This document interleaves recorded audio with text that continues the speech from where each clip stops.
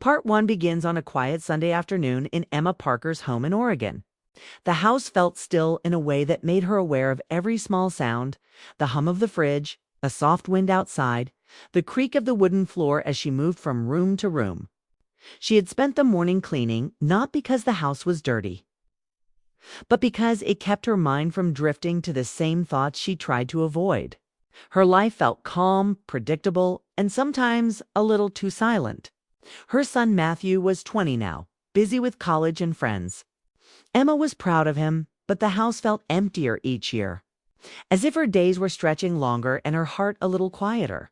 She stood by the kitchen counter, wiping down the surface for the second time, when a sudden knock broke through the calm.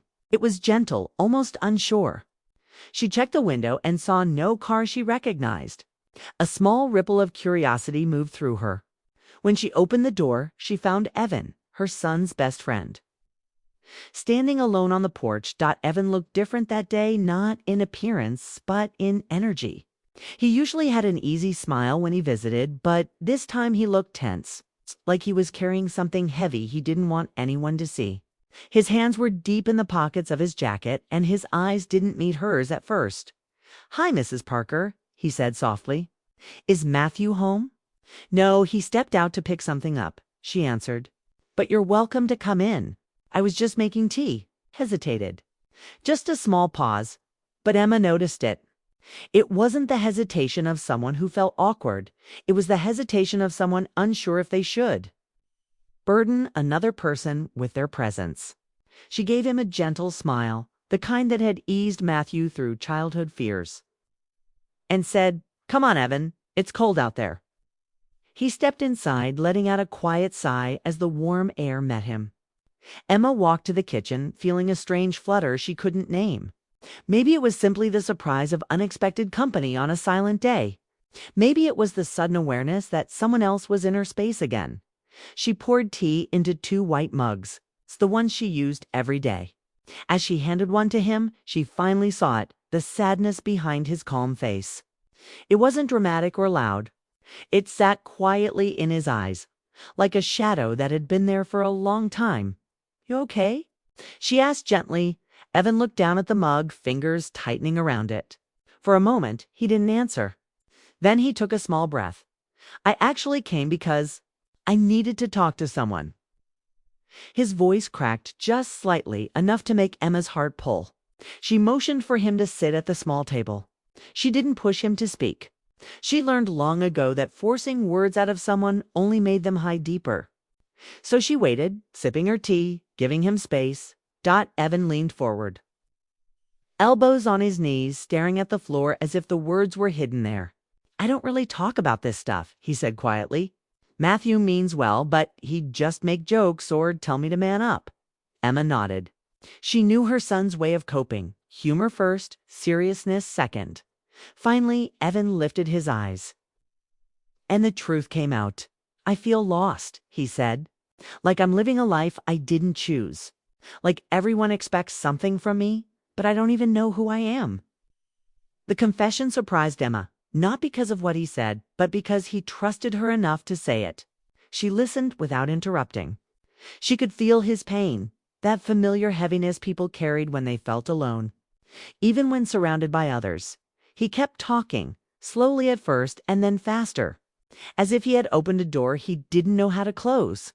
He spoke about pressure from home, stress from school, and the silent fear that he wasn't good enough for anything. Emma didn't offer big answers. She didn't pretend to fix his problems. She simply gave him her full attention, something he clearly hadn't received in a long time. Then, with a sudden honesty that made her breath catch, he added, "Whenever I come here, it feels calm. You make things feel calm." Emma felt warmth rise in her chest, a gentle, human warmth. Not romantic, not inappropriate. It's just the deep emotion of being appreciated after years of quiet. Before she could speak, the sound of Matthew's car pulling into the driveway broke the moment. Evan straightened, wiping the emotion from his face. The open, vulnerable boy from moments before seemed to disappear, replaced by the polite young man she knew. Emma's heart tightened as she wondered what would happen when the door opened. and whether this unexpected, fragile connection had just begun or already ended. Part 2 began with Emma and Evan sitting across from each other at the small kitchen table, the steam from their tea curling up like a gentle curtain around them. The quiet in the room was different this time. It wasn't empty, but full of unspoken thoughts. Evan held his mug with both hands, staring into the tea as if it could give him the courage to speak. Emma watched him, her mind alert, sensing the weight behind his silence. She had invited him in casually, but now the air felt charged with something deeper. Finally, he spoke. "I don't really have anyone to talk to," he said, his voice low, careful. "Matthew. He'd just tell me to stop overthinking, but I can't do that." Kay paused, swallowing hard, and Emma felt the tension tighten around her heart. This wasn't just a young man stressed by school or friends. This was a person carrying a quiet, lonely burden he didn't know how to release. Emma leaned slightly forward. "It's okay, Evan. You don't have to hold it in here. You can tell me." Her words were soft but steady, the kind that encouraged someone to open without fear. Evan looked at her, and for a moment, she could see the hesitation, the part of him that wanted to run, that didn't want to be a burden. But slowly, he let it go, letting his guard slip just enough for her to see the real him. "I feel like I'm just going through the motions," he said. "Like I'm living someone else's life. My parents expect me to do certain things. My friends expect me to be strong all the time. And I don't know who I really am." His words tumbled out in a rush, urgent yet fragile. Emma listened carefully, letting him speak without interruption, feeling the sincerity and rawness behind them. Evan's eyes shifted to hers, and she noticed something she hadn't before, a quiet longing, a need to be seen, understood, and accepted. He wasn't asking for answers or advice. He just needed someone to witness his struggle. Emma felt a wave of empathy, realizing how rare it was for someone to trust her so fully. She reached out, resting her hand near his on the table, a gentle gesture of reassurance. He didn't flinch. He let the contact stay, small but meaningful. Then, unexpectedly, he added, "Whenever I come here, it feels peaceful." "You make it peaceful." His words struck her softly. It wasn't flattery. It was honesty, a reflection of the comfort she provided without even realizing it. Emma's chest tightened with a warmth that was surprising. She hadn't expected this from him. She hadn't realized that her quiet presence, her ability to listen without judgment, could make such a difference in someone else's life. Evan's confession continued, moving from stress and pressure to the deeper loneliness he carried. He spoke of nights he spent questioning his choices, wondering if he was doing the right thing. He admitted he often felt invisible, even among people who cared about him. Emma felt a mix of emotions, compassion, protectiveness, and something more subtle, a soft ache in her heart that came from witnessing someone's vulnerability so openly. "I didn't just come for tea," said suddenly, his voice quieter than before. "I came because I trust you. I don't trust many people like this." The words hung in the air, simple yet heavy with meaning. Emma didn't respond immediately. She just looked at him, letting the moment linger. There was no rush, no expectation, just a quiet acknowledgement that someone had opened their heart in front of her for the next few minutes. They sat in silence, sipping tea, the room feeling warmer, filled with something unspoken but deeply felt. Emma realized that this moment was important, not for drama or excitement, but for the gentle emotional connection that had formed between them. Evan's trust, his honesty, had created a space where both of them could feel human, seen, and alive in a way that everyday life rarely allowed. Then, without warning, the sound of Matthew's car pulling into the driveway shattered the quiet intimacy. Evan's posture stiffened instantly, his hands tightening around the mug. The calm, vulnerable energy that had filled the room shifted as if the presence of another person could undo the moment they had shared. Emma watched him carefully, seeing the struggle in his eyes as he forced a polite, composed expression. Evan looked at her once more, almost apologetically, as if to say, this wasn't meant to be noticed by anyone else. Emma gave him a small, understanding nod. She realized this connection wasn't about romance or anything inappropriate. It was about trust, emotional honesty, and the rare comfort of feeling fully seen. As Matthew walked through the door, laughing and calling out to them, Evan straightened, hiding the vulnerable side of him once more. Emma's mind was racing. She wondered how long this fragile bond would last, and whether she had already crossed an invisible line into something she hadn't expected. But in that quiet, fast-paced afternoon, one thing was certain. Evan had shared a piece of himself that he didn't share with anyone else, and she had listened. And in doing so, both of their lives had subtly shifted, opening the door to something gentle, emotional, and quietly transformative. Part 3 begins as Matthew, Emma's son, walked through the front door, carrying his backpack and humming a song he had learned in class. The sudden sound of life and energy broke the quiet atmosphere that had filled the kitchen. Evan, who had been sharing his feelings just moments ago, straightened instantly, his hands gripping the mug as if it could anchor him to normalcy. Emma felt the shift to the delicate, emotional moment between them, suddenly pulled into the everyday world. "Hey, Mrs. Parker."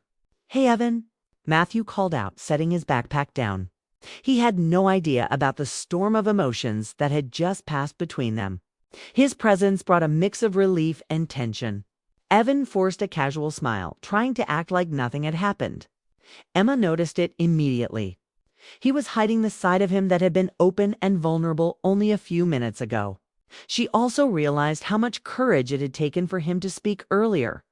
Even if that courage was now tucked away, Matthew joined them at the table, asking about tea and homework in his usual friendly, teasing way. Evan responded politely, keeping his answers short, careful not to reveal too much. Emma watched the two young men interact, her mind processing the sudden contrast, Evan's fragile honesty moments ago, and the casual, lighthearted conversation now. She felt a quiet protectiveness for him, an unspoken understanding that the world often demanded masks, and it was rare to find someone brave enough to take them off. After a few minutes, Matthew left the kitchen to put away his things, leaving Emma and Evan alone once more. The tension returned, not heavy this time, but expectant, like something waiting to be acknowledged. Evan hesitated near the doorway, unsure whether to leave or stay. His eyes flicked to hers, searching for permission to linger, to continue the fragile connection they had started. Emma gestured gently, encouraging him without words. "It's okay," her expression seemed to say. "You can stay if you want." He walked back to the table and sat down.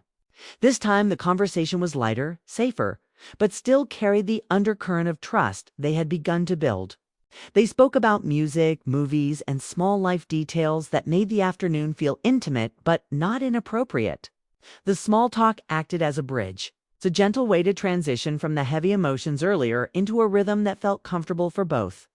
Emma noticed that Evan laughed softly at her jokes, his earlier tension easing, and she realized how quickly emotional walls could fall in the right company. Then, he said quietly, almost to himself, "Can I come by sometimes? Even if Matthew isn't here." The question was so simple, yet so full of meaning. It wasn't bold or demanding. It was the tentative request of someone seeking a safe space, a quiet corner in the chaos of life. Emma felt a gentle warmth at her chest. She understood that this wasn't about anything improper. It was about human connection, trust, and emotional comfort. "Yes," she said before overthinking it. "If you need a place to talk or just sit quietly, you can come." The relief in his eyes was immediate, subtle but unmistakable. He nodded, a small, shy smile forming, the kind that came from knowing someone accepted you exactly as you were. The atmosphere in the kitchen shifted again, lighter now, more hopeful, and filled with the quiet satisfaction of understanding. Evan talked more about his small victories and struggles. He shared hopes he rarely voiced aloud and dreams he hadn't dared to pursue yet. Emma responded with encouragement, asking questions that made him think and reflect. She didn't try to solve his problems. She simply offered him a listening heart, a presence that said, "You are seen. You matter." In return, he began to relax, leaning back in his chair, the tension melting slowly from his shoulders. The afternoon passed quickly. marked by laughter, quiet reflection, and the comfort of shared silence. Emma realized that this simple act of inviting someone for tea had turned into something meaningful. It wasn't romance. It was human connection, a bond built on trust, empathy, and vulnerability. She felt a quiet satisfaction, knowing that in a world that often demanded strength and perfection, she had provided a safe place for someone to just be. As Evan prepared to leave, he paused at the door looking back at her. "I'm glad I came yesterday," he said softly. "It changed how I see things. And myself." Emma smiled, a gentle, knowing smile. She understood completely. This wasn't a fleeting moment. It was the start of something lasting, a connection that would bring both of them comfort and warmth in ways neither had expected. When the door closed behind him, Emma felt a mix of emotions, relief, joy, and a quiet awareness that life could surprise her in the gentlest ways. The tea had done more than warm their hands. It had opened their hearts, creating a bond neither would forget. Part 4 began the next afternoon, with a soft knock at Emma's door. She opened it to see Evan standing there, holding a small box of tea bags. His presence was casual, yet there was a quiet anticipation in his eyes, the same vulnerability she had noticed before. He smiled softly. "I thought maybe we could have tea again," he said. Emma felt a warmth spread through her chest. There was nothing improper in his words, just a gentle invitation to continue the connection they had begun. She stepped aside and motioned him in. They settled at the kitchen table, the familiar aroma of tea filling the air. This time the conversation started lightly, favorite movies, music, and small stories from their week. Yet beneath the casual words, a subtle current of trust and understanding flowed. Emma noticed the way Evan leaned slightly forward, listening intently when she spoke, and how his eyes softened whenever he laughed at her little jokes. It was a delicate intimacy, unspoken, but felt strongly. She realized again that this connection was rare, to people simply being present for each other. After a while, the talk naturally shifted. Evan grew quieter, his gaze dropping to his cup as if gathering courage. Then he said softly, "I don't know why, but being here, it feels like I can breathe, like I can stop pretending." Emma nodded, understanding completely. She had spent years learning that sometimes the most powerful moments weren't about big gestures or dramatic revelations, but about being fully seen and accepted in silence. She reached out lightly, placing her hand near his, a gesture of warmth and reassurance. He didn't pull away. Instead, a small smile tugged at his lips, fleeting but genuine. They spoke about hopes and fears next, the kinds people often keep hidden. Evan shared dreams he had almost given up on and small regrets that lingered quietly in his heart. Emma listened, asking gentle questions that made him think but never pressured him. Each answer revealed more of his true self, the young man who had walked into her home shy and tense, now slowly opening like a flower to sunlight. She realized how unusual it was for someone to trust her this completely, and how much that trust touched her own heart. At one point, Evan's voice softened further. "You treat me like I matter," he said. His words were simple, yet they carried weight she hadn't expected. Emma felt a gentle ache in her chest. Not romantic or forbidden, but deeply human. There was a quiet beauty in knowing that someone recognized her care and presence. She responded with a soft, steady voice. "You do matter, Evan, more than you realize." Their eyes met, and for a brief moment, the world outside the kitchen seemed to fade. Time passed quickly. They shared stories, laughter, and quiet reflections. The tea, once just a beverage, had become a symbol of connection, a gentle ritual that allowed them both to feel lighter. Emma noticed that she felt more awake, more aware of her own emotions. As if listening to Evan had reminded her of a part of herself she had almost forgotten. And Evan, in turn, seemed more at peace, as if the walls he had carried for so long had loosened, letting a little sunlight through before he left. Evan paused at the doorway, hesitating as if he wanted to say something more. Then he spoke quietly, almost as if he were sharing a secret. "I'm glad I came yesterday. It changed how I see things. And myself." Emma smiled a calm, gentle smile, understanding exactly what he meant. She knew that these moments, simple yet profound, could leave a lasting impact, shaping the way people viewed their lives and themselves. When the door closed behind him, Emma sat for a moment in silence, feeling a mix of warmth, relief, and quiet joy. Nothing about their connection had been dramatic or inappropriate. It had been human, emotional, and deeply meaningful.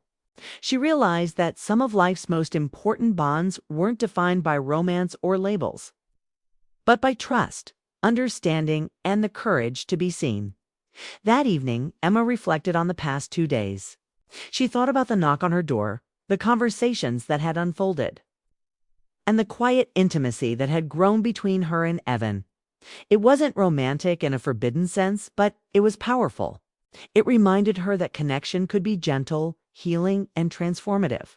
She realized that sometimes the people we let into our lives for tea, for conversation, and for trust can change our hearts in ways nothing else can.